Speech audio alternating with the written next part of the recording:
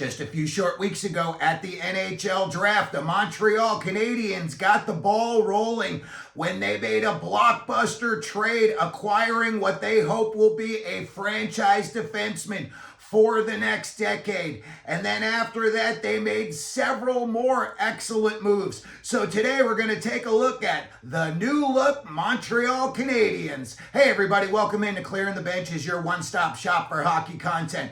If you go ahead and hit your subscription button right now, you'll be sure to be in on all of our future videos.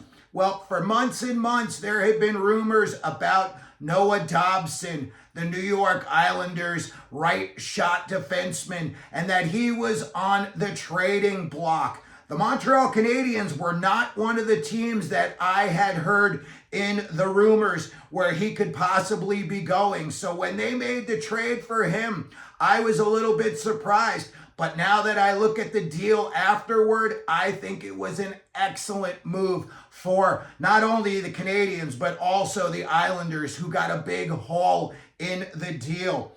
When we look at Noah Dobson, he is definitely what you could term a franchise defenseman. He's got excellent puck retrieving skills. Mike Matheson, and Laine are in the top handful of NHL defensemen when it comes to turning around, getting back into their D zone, grabbing the puck, and getting it back out of the zone. So when they acquired Dobson, that was one of the things that they were really circling in terms of one of their deficiencies they wanted to improve on this year. And with Dobson, that is definitely going to improve. He could also be a quarterback on the power play. You know, you wanted to do a double whammy. You could try putting him out there with Laine, or else you could have Hudson quarterbacking one power play and you could have Dobson quarterbacking the other power play. So this move is going to give the Canadiens all kinds of different options, and they're all going to be positive options. Then at the draft, they had, in my opinion, 3 steals. They got guys that should have gone much higher than when Montreal drafted them. At 34th overall, they drafted Alex Jurovsky, 6'1", 165-pound right wing. He went from unranked at the beginning of the season to being the 5th best European prospect at the end of the season. He's like a magician out there. He's got crazy puck skills in tight space. You know, he's got a little of that Datsuk in him. You know, you think you got him surrounded, and the next thing you know, he breaks open and he's free. He finds openings in very small places, and he's very patient with the puck. He's not going to rush anything. I would say that they're going to try and pair him at least to try it out with Demidov in the near future. Maybe they're going to give him a shot at training camp just to see what it looks like. But this kid, I think he dropped down and he has all the makings of what could be a sniper in the NHL.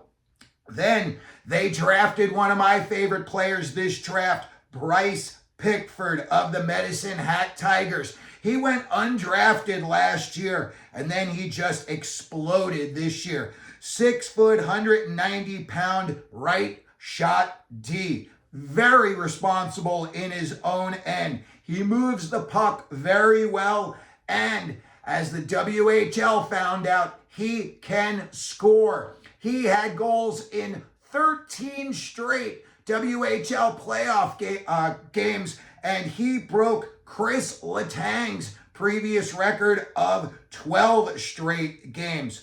This kid hits. He loves to hit somebody when he comes over the boards, and he loves to get in fights. If you look at Bryce Pickford, you go over to hockeyfights.com, there's a long list of Bryce Pickford fights. I would say he's probably got a good shot at making the team in the 2026-27 season, but I think a great fit for Montreal. He's going to bring toughness. He's going to bring skill, and he's going to bring a guy who can jump into the play and maybe use him on the power play in the future. So I'm very excited to watch Bryce Pickford play. And then they drafted another guy I love, LJ, Little John Mooney. And everybody knows he's the Pittsburgh kid. He's Logan Cooley's cousin. Logan Cooley practices with the other guys from Pittsburgh in the offseason, Vincent Trocheck, JT Miller, and John Gibson. I'm assuming that Mooney's right there with them. So he's probably already getting used to being around highly skilled. Listen, just the fact that he's Cooley's cousin, if they screw around, in the driveway, he's going to be learning something from Cooley. Small guy, 5'7", 150 pounds, right wing. But I saw him play personally against Arizona State last season, and this kid plays much bigger than his size indicates. He is highly, highly skilled. He's got a lot of tricks up his sleeve, and in my opinion, he's a puck hound. He's one of them guys, he wants the puck on his stick, and he wants to be able to control not only the pace, but the setup of the play. So, LJ Mooney, another guy, maybe he's only like a year or two away. The NHL, the regular season, you see a lot of smaller guys excelling, and then when it comes to the playoffs, the big guys are coming to the forefront. But this kid, he's got big cojones. He ain't afraid of nobody. He's not afraid to go into the corner or in front of the net. So I'm betting on LJ Mooney in the future for the Montreal Canadiens. Up-tempo pace. He could still be 2 years away. But again, like I said, this kid's just got too much skill. And when you look at two guys that are on the Canadiens right now, he could be a combination of, get this, Brendan Gallagher and Cole Caulfield. He's got that just makeup. He likes to hit, he likes to be physical, but he loves to score as well. And then on July 1st, the Canadiens made a big move, in my opinion, towards their future when they acquired Zach Bolduc from St. Louis, and they traded Logan Malou to get him. Bolduc, 6 foot, 190 pounds, can play center or left wing. Good stick handling skills, very good stick handling skills. He's got a good shot. In just 96 games in St. Louis, he had 45 points, but he scored 50 goals twice in the queue. So he definitely knows how to find the back of the net. And speaking of St. Louis, the Montreal Canadiens are heavily rumored to be in the mix for Jordan Kyrou. Kyrou's only about 25 or 26 years old. He's got 332 points in just 416 NHL games. If the Canadiens were able to move off from Patrick Laine, which we're going to talk about in a minute, I think Carey would be an excellent replacement for him on the roster. Now, speaking of Patrick Laine, he was a healthy scratch not a healthy scratch, he was a scratch down the stretch and then in the playoffs. And he was banged up, and then it came out he had a broken finger in the playoffs. So that's why he only got in 2 playoff games. Laine is in the last year of a 4-year, $34.8 million deal. He's got an average salary of $8.7 million. I would think that if they could move on from Laine, they are going to do so. And when I look at Laine's contract, brings to mind another huge contract the Canadiens still have, and that's Carey Price. And this year they're paying him, it's the last year, but it's $10.5 million. When I look at a possible trading partner, there are very, very few teams that have got the cap space. But there's one team I see out there that could have the cap space to take on both Laine and Price's contracts, and that is the San Jose Sharks. They're not in a hurry to make the playoffs this year. They know they're a few years away. So, having these contracts, it's going to make sure, they're already above the floor for salary contracts. But this would be something that I think, you're only 1 year on both guys. So at the end of 1 year, you'd be freeing up another $19 million in cap space that they could go out, make a big trade next year, go into free agency next year, and San Jose could work with that. But for now, I think it would be in Montreal's best interest to try to move on from Laine and try to find somebody who would take Price's contract. When we look at what Montreal's got on their roster right now and what it looks like their team's going to be putting on the ice this season, when we look at their forwards, I think their top line is going to be Suzuki in the middle. If Laine's still there, he'll be on a wing. If not, I think you're going to have Slavkovsky on the wing. And then on the other side, I think you're going to have Cole Caulfield. Second line, I think they're going to have Kirby Dach in the middle, and I think you're going to have Demi Dove on one side and Josh Anderson on the other side. Again, these are all very preliminary, so all of this could change. For all I know, Marty St. Louis is going to put the names in a hopper, pull them out and say, you're playing on a line with this guy and you're playing on a line with that guy. Line 3, I think this could be a very intriguing line. If Owen Beck is ready, bring him up, put him at center, and put him between Zach Bolduc and Brendan Gallagher. I think that would be a good grinder line. I think that would be a line that would create a lot of turnovers. And if those turnovers occur in the offensive zone, you got guys in Bolduc and Beck who can find the back of the net. So I really, really like that third line for Montreal. And then finally, their fourth line, their grinder line, Jake Evans in the middle, Alex Newhook on one wing, and Kapanen on the other wing. I think really that's going to be the general gist of the names for the forward group. Maybe you're going to get a guy who makes the team at a training camp that no one saw happening. But I think for the most part, this is going to be, the 16 or 17 names that the 15 or 16 names that they're going to be looking at around the time when they're making their cuts. Now, let's get to the real intriguing side of things, their defensemen.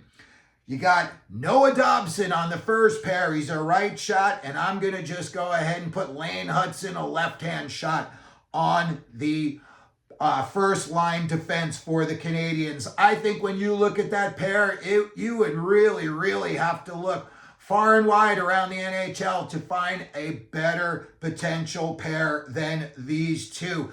Both can quarterback the power play.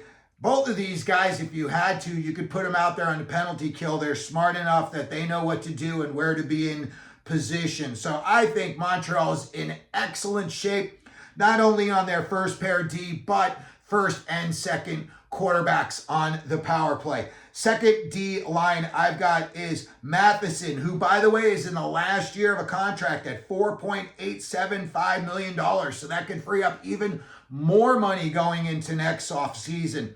And I would say Matheson's a left-hand shot. I would pair him up with Caden Gooley. I think that would be a very solid pairing. Both of them high IQ. Both of them are guys that can get the puck out of the zone fairly quickly. Matheson excels at it, and Gooley is pretty good at it as well. Then the third combo of defensemen, and I think this is going to be the case for most NHL teams. It's going to be a combination of 3 or 4 guys, and they're just going to see, how they play against the team that they're going to be playing that night. If you're playing a fast team, you're going to have good skaters. A slow team, maybe you have Jack Eye out there, a bigger guy. So the names I see are Arbor Jackeye. David Reinbacher, I think, is going to be getting a sniff with the Canadiens this year. He's a highly touted prospect, and he is good. So, even though we've got him on the third pair, doesn't mean he couldn't be on the second pair. Jaden Struble and Alex Carey. I think that's going to be the combo for the third line D. And again, you got a lot of flexibility there. You want to put fast guys, skilled guys, big guys. You've got choices that you can make. In goal, I think this is where they're going to make their move.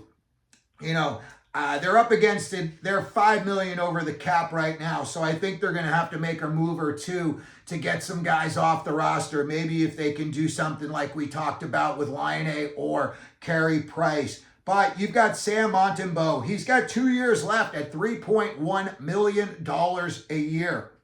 And then they've got Kaapo Kähkönen 1 year at $1.1 million. I think a team like Montreal, they're another team that I think they might be able to benefit from bringing in a guy like Alex Georgiev.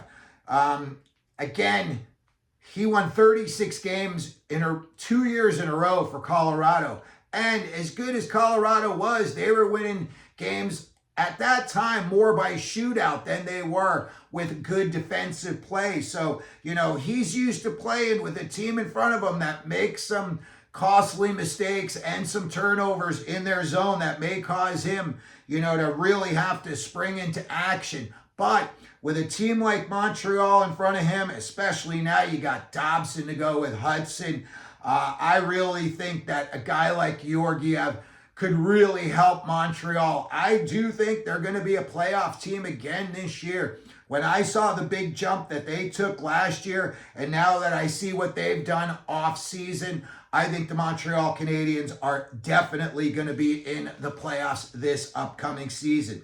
So that's going to do it for today's video. I wanted to take a look at the new look Montreal Canadiens, and I am very excited to watch this club. Last year, they came out of nowhere. They surprised, and this year, I think they could even take a bigger jump. Let me know what you think down in the comments section. If you could, please like the video. Don't forget to subscribe. And as we always do here at Clearing the Benches, let them know you're out there.